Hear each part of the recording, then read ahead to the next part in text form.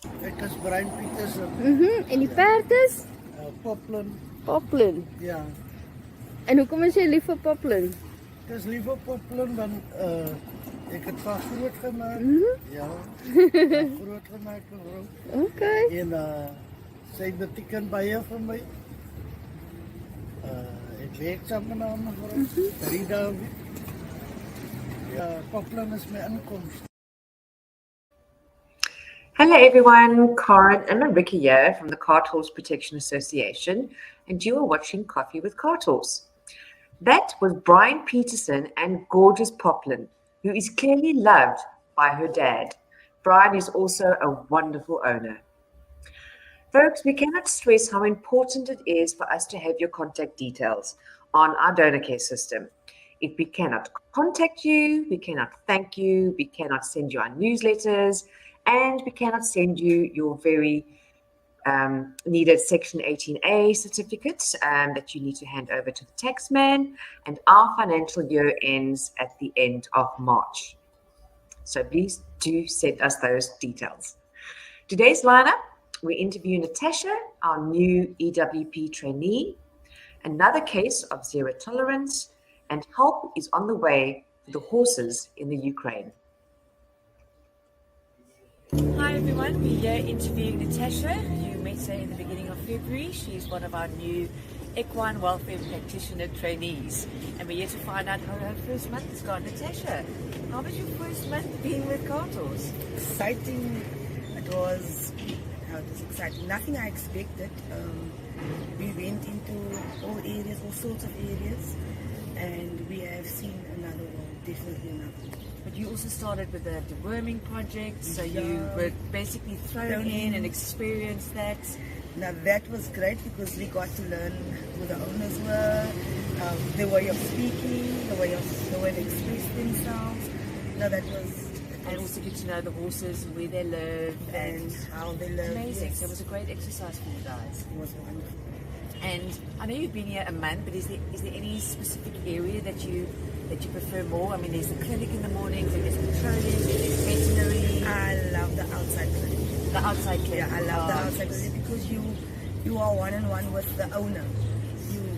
When it's a clinic in the morning, you got a lot of owners, so you speak to this one, that one. But when you do the home visits, the outside clinic, you get to know the owner much more. You spend time with the owner, with the horse, while the farriers are busy, and the owner gives you a bit of his background and how he grew up. And yeah, so you building relationships, which is great. That's great. And that's very, very important when you're basically telling them that your stable needs to be cleaner, or bigger, or and it's much easier because you're much comfortable. You go in there and you talk to them. But the second visit, which we do every second week, but the second visit, they're comfortable. They invite you in. Come see. And you can see the improvement. Yeah. Oh, amazing. That's brilliant. And tell me, have there been any major eye openers for you since you started here? Yes, I have never seen poverty in that state. It's not just the owner, it's the horses, and in the manner they look after the animals. The food is there. The animals' foods are there.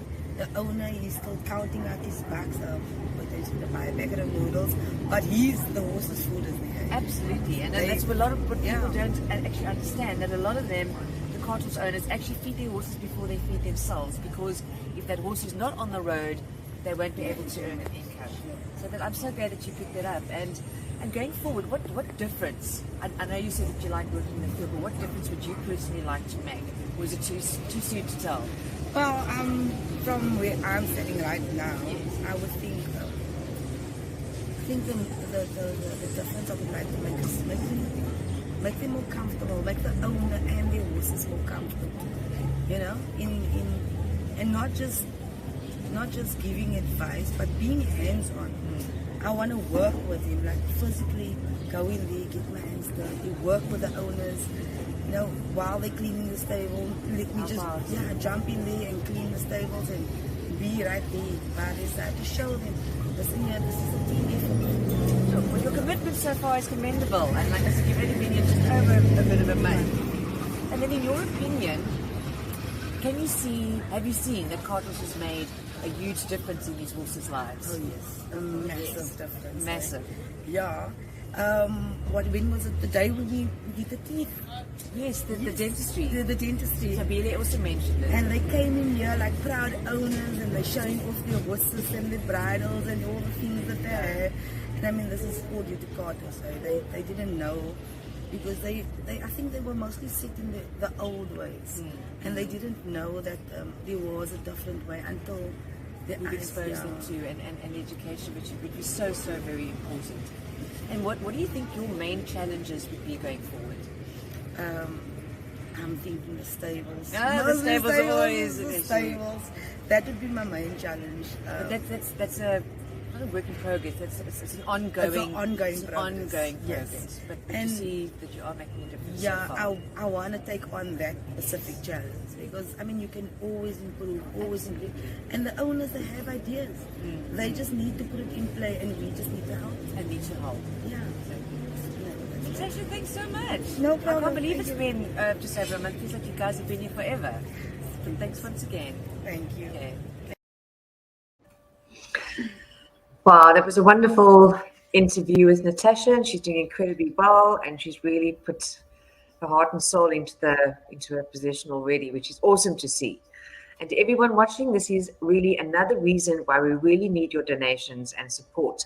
Please help us keep us on the road. Please keep us doing more home visits, and please help us keep doing what we do. If you've just tuned in, you are watching Coffee with Cartles. As always, we are streaming on Facebook, on YouTube, on Twitch. So if you have any friends on any of these platforms, please remind them to follow us, to share, like, and yeah, please just use that share button and spread the word. Don't feel shy. Up next, Lucky Days. Lucky Days was caught in the act of a theft case and was confiscated immediately. But not only because of the theft, he had very bad wounds on his withers, and we, as an organization that have inspectors, have the authority to confiscate an abused horse by enforcing the Animal Protections Act.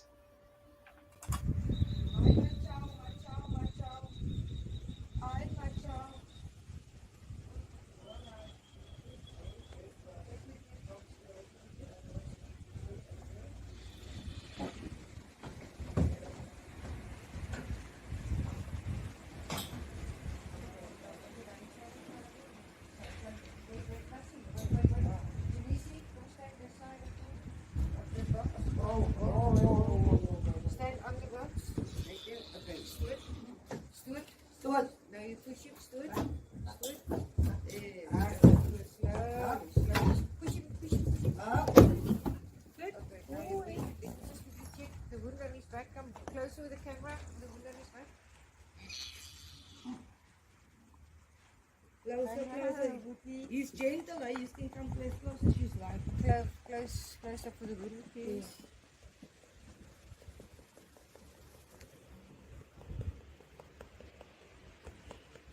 Oh, good boy. Is he still warm?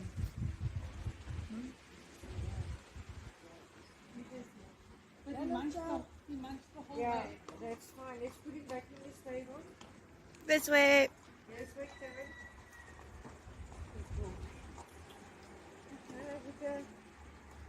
We put it high and short.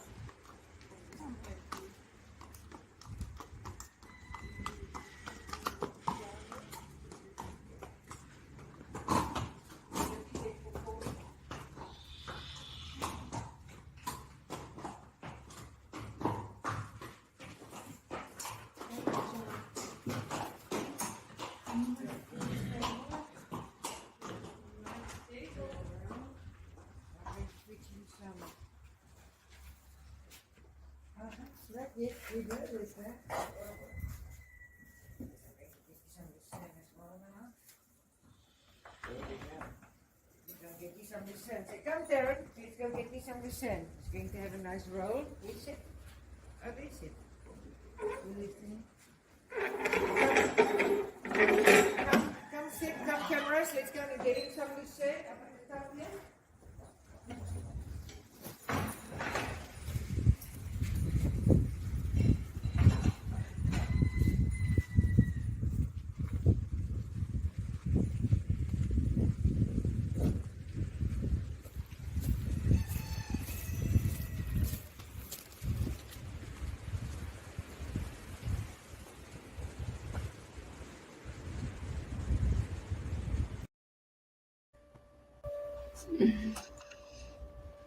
That is Lucky Days as he arrived on the recovery and rehabilitation, or the farm as we call it, in Gordons Bay.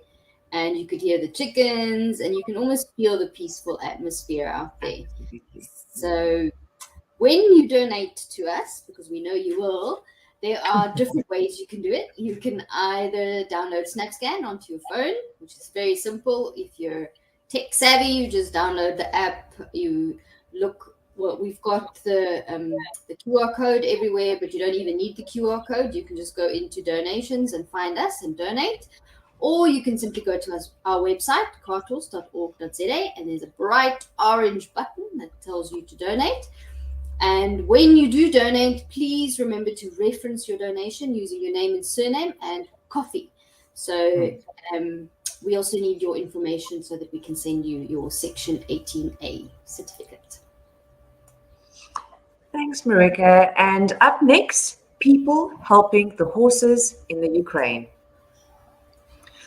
World Horse Welfare, which also support us, are also doing their very best to help the horses.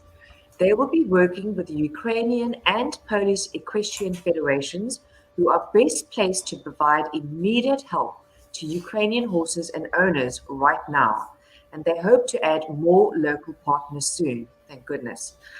Funds raised by their appeal will help to buy desperately needed haylage, bedding, and veterinary supplies.